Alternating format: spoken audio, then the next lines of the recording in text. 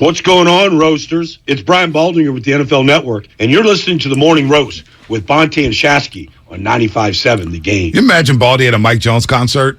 Mike Jones, who? Who? I've been tipping on that candy paint. Look at you. You imagine Baldy at a Mike Jones concert? It would be great. With Paul Wall? You know who I'd like to see at a concert with you and me? Mike Florio. Oh, man. At a Killers concert? You think he would? You think he would go to a Killers concert? I don't know. Chris Brown was performing too yesterday. So we're going to have PFT's Mike Florio. He's also on NBC. Yeah. And the number one... He's my coworker, technically. Yeah, the number one thing that I want to get out of him and like just to understand, and I'm hoping that he can have some sort of idea on this. Have the 49ers, have they on their own accord, by overvaluing Jimmy Garoppolo or misplaying their hand, are they the ones that have depreciated the leverage here? Or is it simply that Jimmy is undesirable at the price point that he's at and there's nothing that they could have done? Also want to know about the ghosting conversation because he works with Chris Sims, or Chris Sims has been on record saying, of course, former NFL quarterback, son of Phil Sims, his teammate on Pro Football Talk at NBC, Chris Sims, that is. He said, yeah, I've heard it for numerous years that players said Jimmy would ghost him all the time. And I just wonder, why would people hold in information like that? If he ghosted somebody back in 2017, why is it a topic of conversation in 2022? Why? Let's bring in our best friend, Mike Florio, Pro Football Talk. Come on now. Mike Florio, what's happening? Good morning, man. How's it going, guys? Oh, man, we're good. We're locked and loaded, man. By the way, rest in peace to Lynn Dawson, an all-time great. Maybe we'll get some thoughts on that at the end of the interview. But let's start with Jimmy Garoppolo because we're going to see the Niners play their last preseason game tomorrow, and we'll also ask you about Trey Lance, whether or not he should play this last preseason game. But the Jimmy Garoppolo ghosting story. Chris Sims has spoken on it. Michael Silver, of course, broke the story. Where do you stand when it comes to Jimmy Garoppolo posting or ghosting the 49ers, and why is it a story now?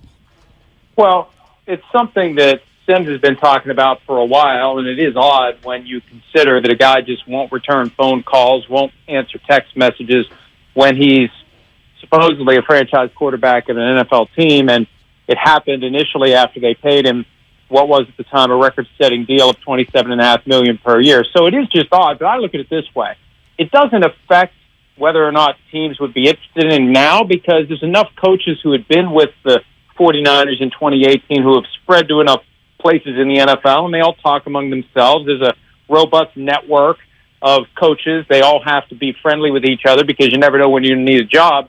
They talk about it. Everybody knows about it. So to the extent that anyone thinks this thing drops and it dries up trade interest, first of all, there hasn't been any trade interest. And second of all, I think everybody already knew about this even before Michael Silver put it in a column for the San Francisco Chronicle.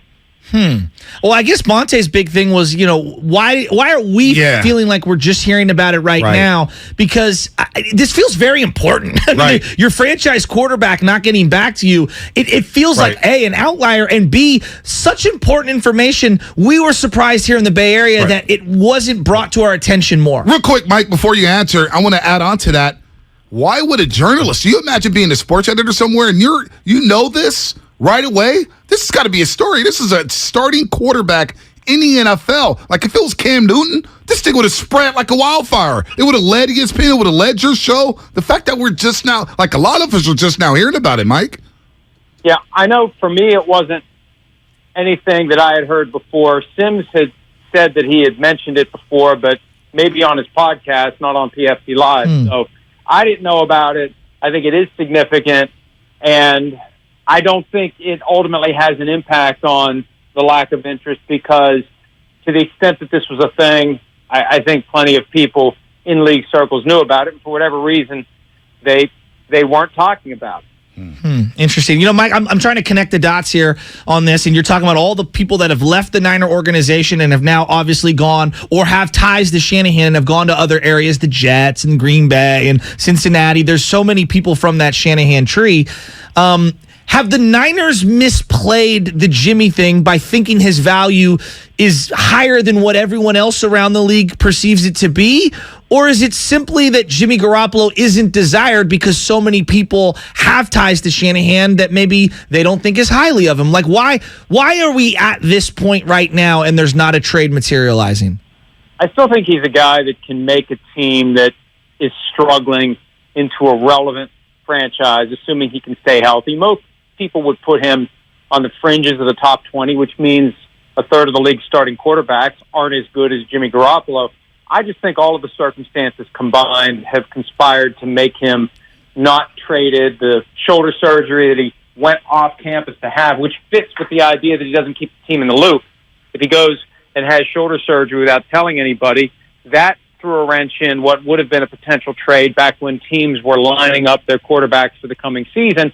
And then once teams have their guys, that's when it becomes a difficult situation because we're deep into camp. We've got one preseason game left. What do you give the 49ers at this point for Jimmy Garoppolo? What do you pay Garoppolo to get him to join your team? He's going to make $24.2 million if the 49ers really are dumb enough to not cut him by September the 10th at 4 o'clock Eastern time, and his salary as a practical matter becomes guaranteed for 2022. I still think they'll cut him by then, but who knows? Who knows what they'll do? Do you think they've handled this well, from the Niners' perspective? No, they haven't handled the quarterback situation well for 5 years. Look, they didn't evaluate Patrick Mahomes or Deshaun Watson because Kyle Shanahan expected to sign Kirk Cousins the following year in free agency, so he didn't even bother. They were in prime position to take either guy, didn't even bother to evaluate. Now, I think he said that publicly. They didn't evaluate the quarterbacks because they were waiting to get Kirk Cousins, and then they had the bright idea to get Jimmy Garoppolo for a second-round pick, and Kyle Shanahan got talked into doing that by someone instead of waiting till the end of the season and getting Kirk Cousins. And then when 2020 came around and Tom Brady wanted to play for the 49ers, that was his first choice. And they evaluated, and they've admitted that. They evaluated, and they decided to keep Jimmy Garoppolo. And I think what happened was you capped the 2020 season with two guys you didn't bother to pursue, Patrick Mahomes and Tom Brady squaring off in the Super Bowl. I think that caused somebody to blow a gasket and get desperate, and that's when they make the trade up to get in position to take whoever was left after Trevor Lawrence and Zach Wilson. And there's still that debate. Did Kyle Shanahan want Mac Jones?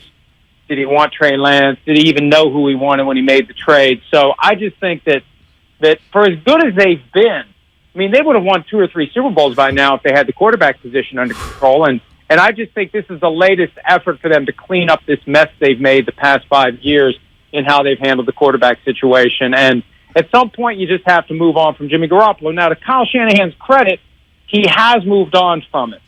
But they're still holding out hope for the possibility that lightning strikes somewhere and another team loses a starting quarterback, and they're going to suddenly be ready to give the 49ers what they want for Jimmy Garoppolo, and also Garoppolo gets paid a lot more than what he would get if he eventually gets cut. That's why he's still on the roster. They're waiting for a Teddy Bridgewater type of a situation. 6 years ago, the Eagles got a first-round pick and a fourth-round pick for Sam Bradford, and it allowed them to move forward with Carson Wentz after Teddy Bridgewater tears an ACL in late August. So that's what they're waiting for. And the question is, will they continue to play that game beyond September 10, even though they're going to lock into a pretty significant financial obligation to Jimmy Garoppolo if they do? Mike Florio, Pro Football Talk on the Morning Roast here on 95.7 The Game. Real quick before we move on to Trey, do you believe the Niners are in? Because you brought up Watson and Mahomes and Shasky.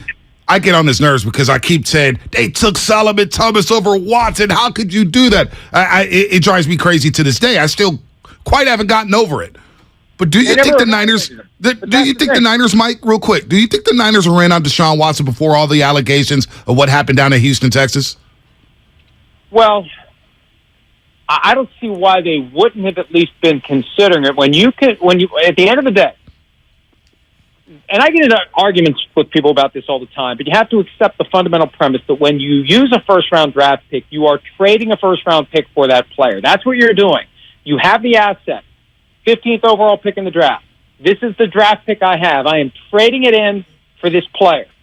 People don't view it that way, but it is. And I say that because at the end of the day, to get Trey Lance, they gave up 3 first-round picks, plus, because you had to use 2 first-round picks plus the one you had to get in position to get Trey Lance. So, if we accept as true, and it is, that they invested 3 first-round picks in the player that became Trey Lance, why wouldn't you have considered Deshaun Watson? Why wouldn't you have considered being the team that makes the trade with the Houston Texans at a time when there was no reason to pause and wait. And by the time we got to the point where the Texans are trading him, of course it's over at that point because they have Trey Lance. So, yeah, I don't know why they wouldn't have at least considered it after the fact. Yeah. Now, would ego and pride have allowed them to do it when they could have had him unimpeded in the 2017 draft? Good question. Right. But yeah, I don't see why they wouldn't have. If they gave up so much for an unknown commodity, you'd give up that much for a known commodity. I haven't heard anything definitive from you, online or anything, but from hearing the way you're talking about the quarterback situation, it feels to me like you're very, very skeptical on Trey Lance. No, I'm not. Oh, no. He's as unproven as any other player who steps into the NFL. He's either going to be good or he's not. We're going to find out. And now, last year, and Sims is a big believer in this, in the preseason game against the Chargers, he perceived an opportunity for Trey Lance to come in. Jimmy Garoppolo wasn't playing well. Lance could have come in and seized the job. And he sensed, and look, Kyle Shanahan doesn't say much to Sims anymore because Sims, number one, has a big mouth, and number two is in the media. That's the worst combination. But based on what Sims knows of Shanahan, he interpreted it as, Kyle was hoping that Trey Lance would make the most of that opportunity, and he didn't. And remember last year they had us thinking that we were going to see some Trey Lance. Trey packages. Happen, and then he didn't. And then he threw the first touchdown pass of the year, Mike. To Trent Sherfield. In Detroit. Yeah. Right. So it's just been an inherently awkward situation. I think they would have liked Trey Lance to seize the job last year. This year they wisely decided to turn the page, but I don't know why they think they're going to get real value for Jimmy Garoppolo now that they've turned the page. Unless somebody loses a starting quarterback, which is what they're waiting for at this point. Yeah, no doubt about that. Mike Florio, Pro Football Talk. A couple more minutes with him as we talk about the 49ers quarterback position. And look, Trey Lance, Shanahan slipped up this training camp by saying, for a brief period of time, there was a quarterback competition. Shasky and I were saying it was a quarterback competition, but yet everybody's saying, well, it was Jimmy's job. Shanahan said otherwise during this training camp. Real quick about tomorrow night. I'm in a camp of not playing Trey Lance in that third preseason game down in Houston. Notorious for having bad turf. It's the third preseason game. He's gotten a lot of work against the Vikings in the joint practices. I personally will not play him in the last preseason game along with the starters. Where do you stand on that? Job number one for any team in training camp and preseason is to emerge from the process with as many of your important players as healthy as possible. Injuries are inevitable. The preseason is confusing now, more so than ever, because there are 3 games instead of 4. And it used to be that third preseason game, you just expected to see starters for the whole half, and sometimes it trickled into the third quarter. Now teams are all over the place, and every coach has to weigh the risks, the costs, the benefits. Do you want your guy to be as ready as he can be for week 1? Do you become willing to put him out there on the field and maybe get injured? That's the big question with Lance. They were so happy when he slid against the Packers, and he said it was the first time in his life he ever slid on a football field. This is a point Sims has made. This guy played safety in high school. You have to rewire his brain away from guy who delivered hits to guy who now has to avoid taking them. And what happened to Jimmy G week 3 of the 2018 season? He decides he's going to drop a shoulder, and he tears an ACL on the sideline in Kansas City. So that would be the ultimate irony here. If Jimmy Garoppolo, as the 49ers wait for a starting quarterback to get injured, if Garoppolo is on the team long enough for Lance to be the quarterback who gets injured. And Come on. Accused of jinxing someone, but look, when Kyle Shanahan was asked about that yesterday, that specific question, is there a chance Jimmy stays because there's an injury? And you don't want to come out and say, what if Trey Lance tears an ACL like Jimmy did? But what if he does? Jimmy's your quarterback. Why wouldn't he be at that point? Why wouldn't you just plug him right back in and ride it out this year? So that's something that could happen if he plays in this preseason game. I trust Jimmy a hell of a lot more than I trust Nate Sudfeld and Brock Purdy. That's for sure. But, absolutely. That's a no-brainer. That's a no-brainer at that point. So that's another reason why they've hung on to him, and that's a reason why they could potentially, even though he's not connected to the team, he's not involved with the team, and he'd be starting from scratch, he still has a base of knowledge of the players and the playbook and the approach, and they could reintegrate him pretty quickly. But if they do decide to keep him on the roster week 1 and incur that obligation of $24.2 million, while they wait for the possibility that another team has a need for a starting quarterback, they continue to have that significant insurance policy against the possibility that they end up being that team. Mike Florio, good stuff as always. We'll talk to you during the regular season. Almost here. So far, yet so close, yet so far. See you guys. All right, Mike. Mike Florio, Pro Football Talk.